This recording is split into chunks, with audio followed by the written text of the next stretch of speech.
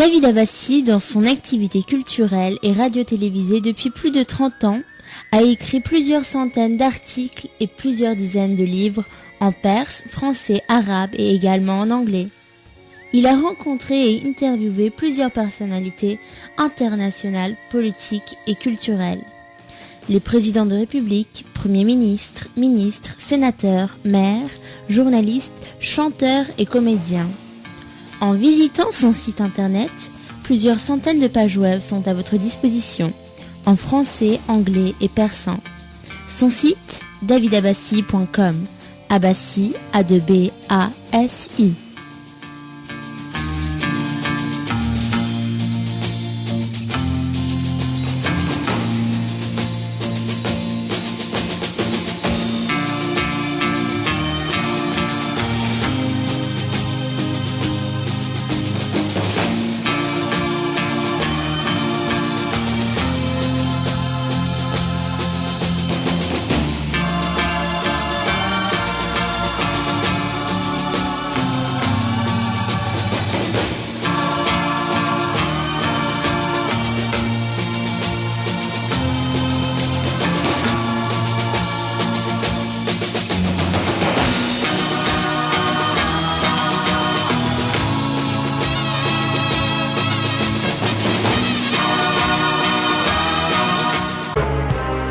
Vous êtes à l'écoute de la radio Ici et Maintenant sur 95 de FM et sur l'internet icietmaintenant.com.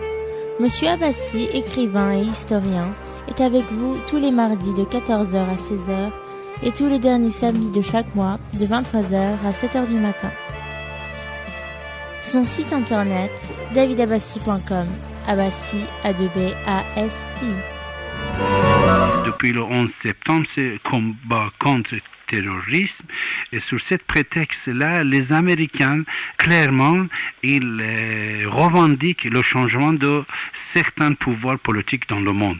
Alors que ces pouvoirs sont des fascistes, des terroristes, etc. Ce n'est pas question d'aujourd'hui. Comme vous savez, depuis toujours, il y avait certains pays qui ne respectaient pas le droit de l'homme et que toujours, surtout les Américains, ils avaient de bons contacts avec ces pays-là.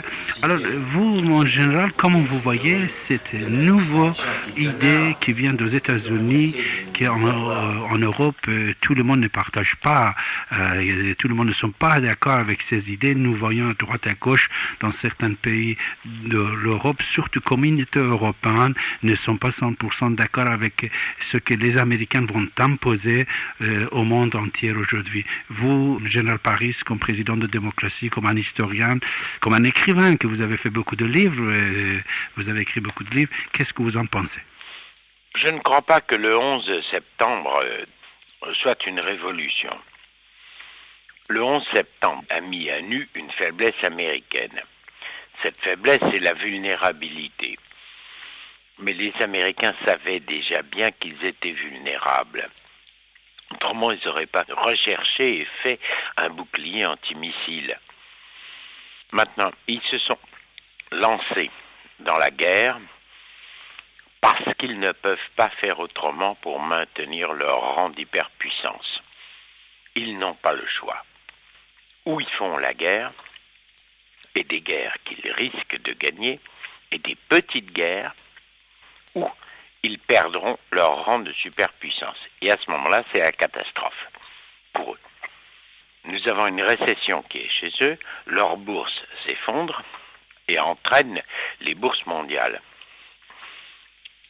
Ils n'ont d'autres possibilités de restaurer leur capacité et leur possibilité que par la guerre. Il leur faut des petites guerres. Et ils vont les mener. Mais je vais dire, en Afghanistan, c'est pas en menant la guerre en Afghanistan qu'ils éradiqueront le terrorisme islamiste, et c'est pas en liquidant Saddam Hussein en Irak qu'ils liquideront le problème arabe.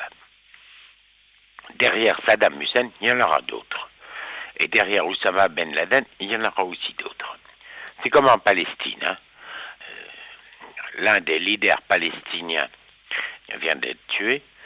Bon, déjà, il y en a un autre. Eh bien oui, il y en aura déjà un autre. Il faut aller à la cause des conflits et non pas aux effets. Voilà ce que je pense de l'affaire américaine. Je pense que les Américains se sont trompés. La politique américaine est dans l'erreur.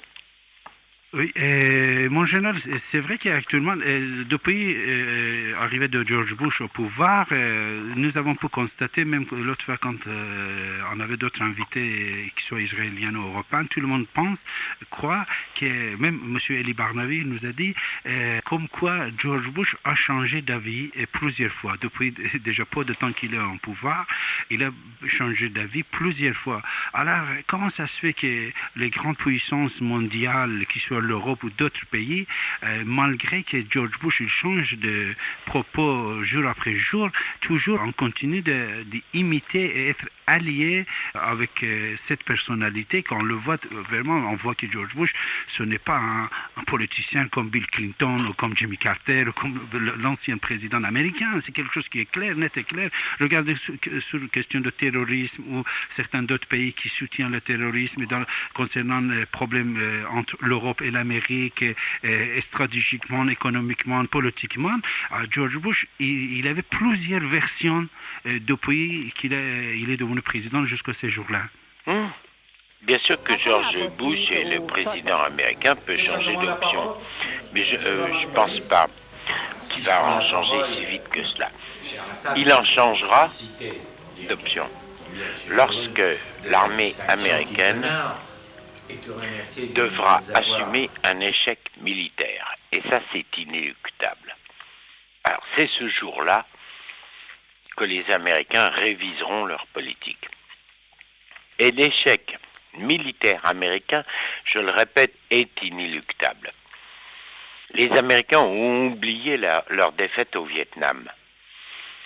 Ils ont oublié parce qu'ils le voulaient, parce qu'ils ont gagné lors de la guerre du Golfe, il y a de ça 10 ans. Et maintenant, ils ont gagné en Afghanistan. Alors, c'est un gain qui est tout à fait relatif, parce que le gouvernement qu'ils ont mis en place en Afghanistan est rien moins que fragile. 2 ministres assassinés. C'est vrai, c'est vrai. Bon, alors c'est une... Et vous savez, mon général, je vais vous confier quelque chose, puisque, comme vous savez, je suis en contact avec les Afghans. Chaque jour, il y a des problèmes en Afghanistan. On ne parle pas. C'est-à-dire, chaque jour, il y a des attaques et des massacres. Mais il y a une grande censure qui règne en Afghanistan actuellement. On ne parle pas. Les médias, surtout que l'Amérique, il a déclaré qu'ils sont en état de guerre. Vous voyez, mon général, il y a beaucoup de conflits internes. Hier, en Afghanistan, seulement une partie d'Afghanistan, c'est la province de Herat, que Ismail Khan, il est là. Là, c'est un peu calme. Mais sinon, partout, mon général, c'est catastrophique. Il y a beaucoup de massacres, des attaques. Jamais on ne parle pas. On ne parle pas de ça, vous voyez. Les Américains se sont lancés dans l'affaire afghane sans se rendre compte et en oubliant qu'avant eux, les Britanniques s'étaient lancés aussi en Afghanistan et derrière les Britanniques, les Soviétiques, et sans aucun résultat. Eh bien, eux, ils y sont maintenant. Eh bien, je prédis qu'ils n'auront pas plus de résultats que les Britanniques et que les Soviétiques. Par contre, ils auront des cimetières. Alors, que pensez-vous, l'Europe, qu'est-ce qu'elle peut faire pour ça L'Europe, alors là, c'est un grand problème. L'Europe réfléchit, les Européens réfléchissent d'une autre manière que les Américains. Et puis l'Europe est une entité tout à fait diffuse. C'est l'Europe à 15, l'Europe à 28, c'est l'Europe à combien et comment. Pour l'instant, l'Europe est impuissante. Elle est impuissante de par sa volonté. Vous savez, en Europe, compte un noyau dur. Alors, ce noyau dur, finalement, c'est l'Europe de l'euro. Et puis, c'est tout. Et puis, voilà. Et puis, il faut regarder les réalités comme elles sont. Voilà. Général Henri Paris, alors vous ne pensez pas que concernant certains pays, surtout autour de mer Caspienne, et surtout pour le passage de Golfe Persique, actuellement il y a une grande concurrence stratégique entre les Américains et les Européens? Pas tout à fait entre les Américains et les Européens. Bien sûr, c'est ce que les Américains appellent le grand jeu, de Great Game, hein, de manière à diversifier leurs sources. Ils ont besoin d'énergie, les Américains. L'énergie, c'est le pétrole. Hein. Ils ont besoin de pétrole. Alors, de manière à diversifier leurs sources, puisque dans leur stratégie avec le Moyen-Orient, avec les pétromonarchies, les choses vont mal, ou beaucoup plus mal depuis une dizaine d'années. Hein. Ça date pas du 11 septembre. Ça date de bien avant. Alors, les choses vont mal, ils cherchent à diversifier. Alors, ils cherchent à diversifier leur mainmise sur le pétrole de la Caspienne, mais ils en font autant au Nigeria et en Côte d'Ivoire. N'oubliez pas ce que je viens de dire, hein, la Côte d'Ivoire. Côte d'Ivoire, oui. Bon, alors, voilà leur cible. Et ils s'introduisent là-bas. Bon, alors, maintenant, ils ont fort à faire, parce que la Russie est affaiblie, c'est certain, mais il y a aussi le géant chinois, et qui ne les laissera pas faire. Les Chinois investissent dans les pétromonarchies, et les pétromonarchies investissent en Chine. Ensuite, les pétromonarchies, c'est un pouvoir qui est dual. Il y a un pouvoir temporel, et il y a un pouvoir religieux. Tant que les deux pouvoirs vont ensemble, tout va très bien. À partir du moment où il y a un peu une distorsion entre les deux pouvoirs, les choses vont moins bien. Et les monarchies pétrolières doivent faire attention à leur propre fondamentalisme, leur propre opposition. Et qui est d'essence religieuse aussi, ou qui prend l'islam comme drapeau. C'est un peu une course une fuite en avant, une course en avant, hein, pour ces monarchies. Il faut qu'elles fassent très très attention de ne pas être renversées par une opposition interne. Ce que les Américains n'ont pas compris. Ils continuent à pas le comprendre. Les Américains sont fantastiques. Ils ont soutenu l'islam contre les Soviétiques, hein. Bon, sans se rendre compte qu'ils jouaient à l'apprenti sorcier. Et que cet islam allait se retourner contre eux. En fait, cet islam ne s'est pas retourné contre eux. Cet islam a toujours été contre eux. Il a été contre eux et contre les Soviétiques. Et il les mettait dans le même sac, les uns et les autres. Quant à l'Europe, l'Europe elle est impuissante, elle ne fait rien. Impuissant. Oui, elle est impuissante. Ça, mon général, c'est très important. C'est-à-dire qu'ils ont commencé de jouer avec l'islam contre les communistes. Et alors, actuellement, ils sont piégés, les Américains, par l'islam même. Oui, et ils se sont piégés eux-mêmes. Eux-mêmes. Parce que les Américains ne font pas de prospective, en dehors du domaine scientifique et technique, là où ils sont très très forts. Hein. Et ils sont réellement très très forts, ils ont toute mon admiration. Hein. Maintenant, au niveau des relations internationales, au niveau de la compréhension de la marche du monde, finalement au niveau de l'humain, les Américains ne voient pas plus loin qu'à 48 heures ou à 10 jours. Ça, c'est tellement grave pour eux. Hein. Enfin, vous reprenez l'affaire en Afghanistan. Oui. Et ils étaient opposés, ils ont été opposés à l'Alliance du Nord au lendemain de la défaite des Soviétiques. Après avoir soutenu l'Alliance du Nord, mais avoir préféré les islamistes ou les pré-talibans, hein. Les talibans n'existaient pas en 90, hein. Mais déjà ils soutenaient les fondamentalistes au détriment de Massoud, au détriment de l'Alliance du Nord. Alors, renverser complètement la vapeur au lendemain du 11 septembre, et à ce moment-là, ils se sont mis à soutenir l'Alliance du Nord. sans se rendre compte que l'Alliance du Nord était un rassemblement de tribus. Finalement, l'Alliance du Nord, c'est quoi? Des Tadjiks, des Ouzbeks et d'autres. Et ils ne se sont pas rendus compte, et ils ne comprennent toujours pas, qu'ils ont à faire face à une coalition. Alors ils sont allés chercher un vieux roi à Rome, parce que c'est l'option de cette république impériale américaine, hein, il leur faut un roi.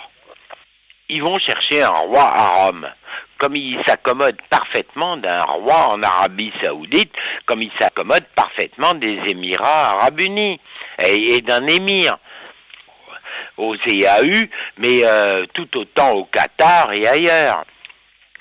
Alors, il leur faut un roi. Bon, ils vont chercher un roi. Mais que représente ce roi? Rien. Mon général, je ne sais pas si vous êtes au courant ou non. Actuellement, pour 2 autres pays aussi, ils sont en train de trouver un autre roi. Pour l'Irak, ils sont en train... Oui. Vous avez entendu ce qu'ils ont fait à Oui. Londres?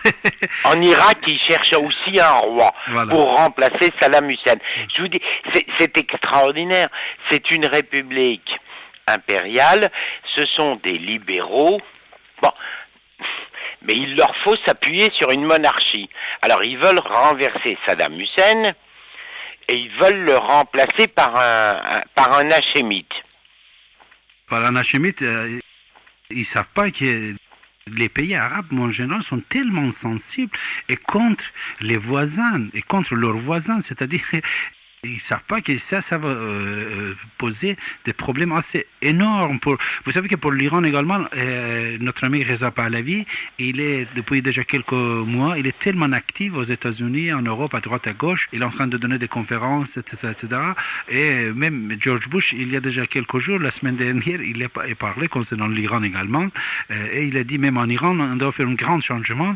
Et cette fois-ci, l'Iran n'a pas parlé de Reza Pahlavi, mais on parle, c'est-à-dire, comme vous dites, c'est un peu bizarre qu'ils sont en train de trouver des rois, surtout que pour l'Afghanistan, ils n'ont pas réussi puisque le roi, il est devenu papa. Mais oui, non, oui, tout à fait. Et alors, on parle de l'Iran, hein, c'est eux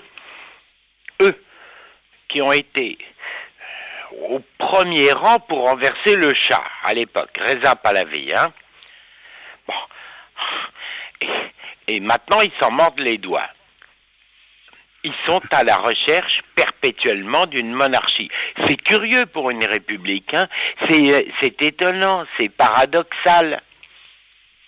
Mais c'est dans leur logique.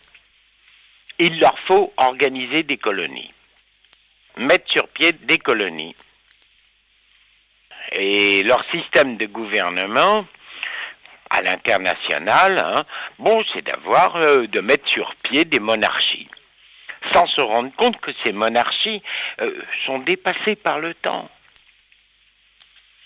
Que les masses, les populations ne les admettent pas. Regardez comment ils agissent en Israël maintenant. Que Yasser Arafat soit bien ou mal, c'est encore une autre question. Mais eux, de l'extérieur, eux qui ne sont pas palestiniens par construction puisqu'ils sont américains, ils disent que Yasser Arafat s'en aille. Et remplacé par qui? Alors, je vais dire en matière de plaisanterie, qu'est-ce qu'ils veulent? Ils ont un roi de Palestine à sortir ou quoi? Peut-être ils sont en train de préparer ou chercher pour trouver un roi pour la Palestine. Oui, je le dis en plaisantant. Oui. Mais c'est eux qui ont soutenu Khomeini. Exactement, oui. Ils ont soutenu Khomeini. Et puis ils se sont rendus compte qu'ils ont fait une erreur. Mais ils ont soutenu Ben Laden jusqu'à ce qu'ils se rendent compte qu'ils ont fait une erreur. Et maintenant, ils continuent à faire les mêmes bêtises. Ils n'arrêtent pas. Vous savez, je compare les États-Unis d'Amérique à Rome. À un moment donné, l'hyperpuissance perd les dimensions du réel et est incapable de maîtriser. Les Américains ne maîtrisent plus rien. Ils ne maîtrisent plus l'ordre international et ils ne maîtrisent plus leur économie. Leur bourse vient de tomber. Ce qui est terrifiant, c'est qu'elle entraîne le monde occidental dans la chute et le monde entier. Mais le déclin américain, le voilà. il arrive. Il vient d'éclater avec la chute de la bourse. Et les Américains, face à cette chute boursière et à cet appauvrissement, n'ont pas d'autre choix que de se lancer dans des guerres. Comment voulez-vous qu'ils tiennent autrement? Que voulez-vous qu'ils fassent? La balance des paiements américains est déficitaire, et déficitaire depuis toujours. Ils ne tiennent que parce que le dollar est une monnaie d'échange internationale. Comment voulez-vous qu'ils maintiennent le dollar et donc éponger leur déficit sur le dos du reste du monde et notamment des Européens? Comment voulez-vous qu'ils fassent autrement qu'en restant, en se maintenant en tant que superpuissance? Comme superpuissance, quel est le choix qui leur reste maintenant? La force des armes.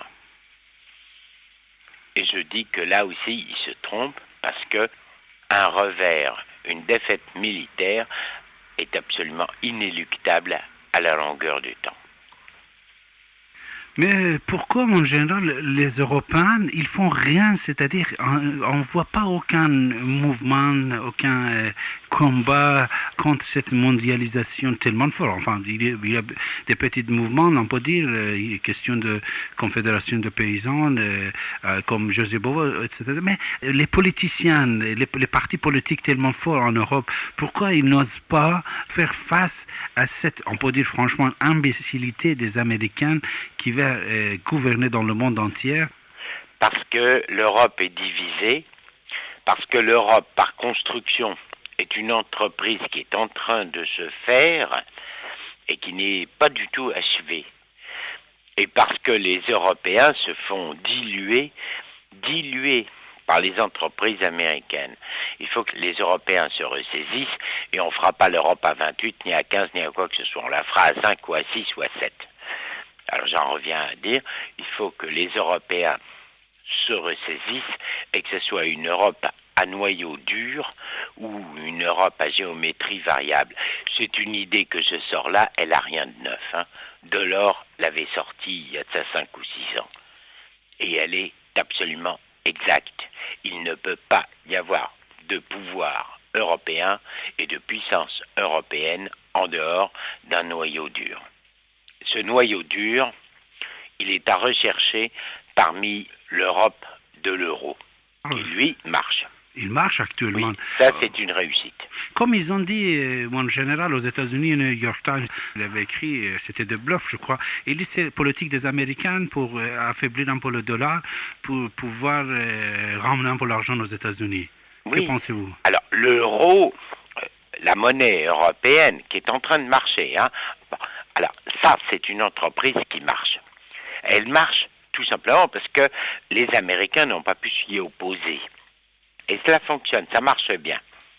Bon, et je répète, voilà l'axe dans lequel doit marcher l'Europe. Mais l'Europe de l'euro, c'est l'Europe à 12. C'est déjà trop fort, trop nombreux. Qui est-ce qui compte en Europe occidentale? C'est 5 à 6 nations. L'accord est à obtenir au niveau de ces 5 à 6 nations. J'en reviens à dire, je prétends pas du tout être prophète, je ne sors rien d'extraordinaire, je sors quelque chose qui est de bon sens. Et avant moi, Delors, en tant qu'Européen, et au fait de la conduite des questions européennes, l'avait dit avant moi, avant d'élargir, raffermir. Raffermir. Bon, on ne l'a pas fait. Eh ben, il faut le faire. On le fait pas, eh ben, on périra. Et il y aura tous les désastres que l'on peut penser. C'est pas en vain, je suis historien. Alors, je dis que l'histoire ne se répète pas, mais, comme l'a dit Goethe, celui qui la méconnaît est conduit inévitablement à répéter les mêmes erreurs. Alors, l'Empire romain est mort des mêmes raisons qui conduisent les Américains à leur perte. C'est le sujet de mon prochain livre, d'ailleurs. Vous avez choisi un nom pour votre dernier ouvrage? Oui, l'Amérique a besoin d'une guerre. Excellent, ça. Excellent. Ça vous fait beaucoup de bruit, ça. Ah, ben on verra. Oui, mais je vais essayer de le démontrer, bien sûr. De toute façon, l'Amérique, il fait déjà la guerre, mais pas par lui-même, il fait par les autres. Ah bah, bien sûr, c'est tellement plus pratique de faire la guerre par les autres plutôt que par soi-même. Bah bien sûr. Surtout qu'il soit la guerre Iran-Irak, Irak-Iran, guerre de Koweït également, mon général, comme vous savez, tout ça c'était soutenu par les Américains. Saddam Hussein à l'époque aussi, il était chouchou des Américains. Mais bien sûr, les Américains ont soutenu Saddam contre les Iraniens. Les erreurs de la politique américaine sont innombrables. Les Américains ont soutenu Saddam Hussein contre Khomeini après avoir soutenu Khomeini contre le Shah. Les Américains ont soutenu Oussama Ben Laden parce qu'ils y voyaient un adversaire des Soviétiques et maintenant ils se sont rapprochés des Soviétiques. Est-ce qu'un instant, les Américains peuvent penser que Poutine est un imbécile? Alors, ils se croient les rois de la Terre. Est-ce que, par hasard, les autres qui les regardent, y compris le roi Fahd d'Arabie Saoudite, ne les regardent pas en disant « mais ces gens-là sont quand même des abrutis ». Ils se prétendent et ils se croient intelligents, mais ils n'arrêtent pas d'accumuler des erreurs. C'est quand même fantastique. Ils sont arrogants et ils pensent qu'ils sont les rois de l'univers et qu'ils sont les plus intelligents. Et ben voilà. Et ben il y a de temps en temps une voix qui leur dit c'est pas vrai, ils sont bêtes. C'est l'histoire, vous savez, de ce conte suédois, danois. Oui. Le roi est nu. Andersen. Oui, oui. Et ben voilà. Il suffit qu'il y en ait un qui dise mais arrêtez, le roi est nu. Enfin, ouvrez les yeux, puis regardez. Et puis tout le monde ouvre les yeux et dit c'est vrai qu'il est nu, le roi.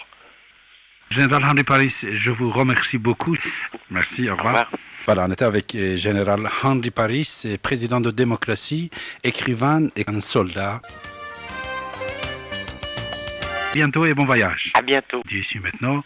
Et merci.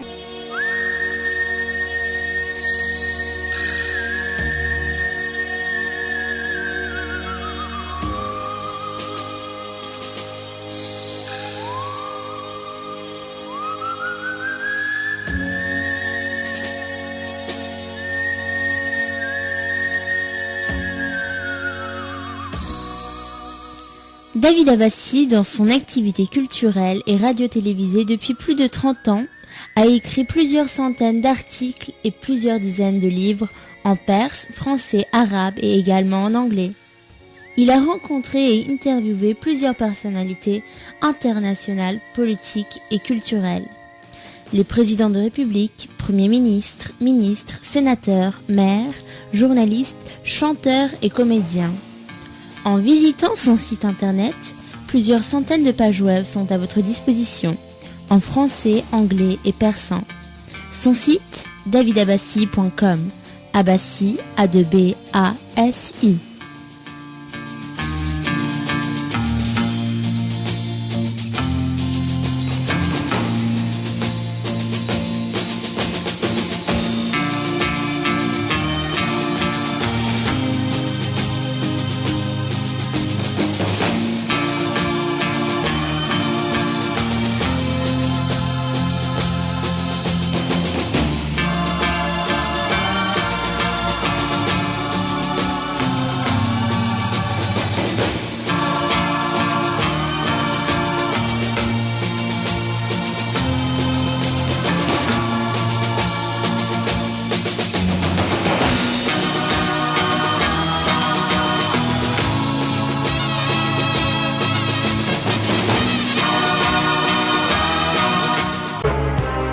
Vous êtes à l'écoute de la radio Ici et Maintenant sur 95 de FM et sur l'internet icietmaintenant.com.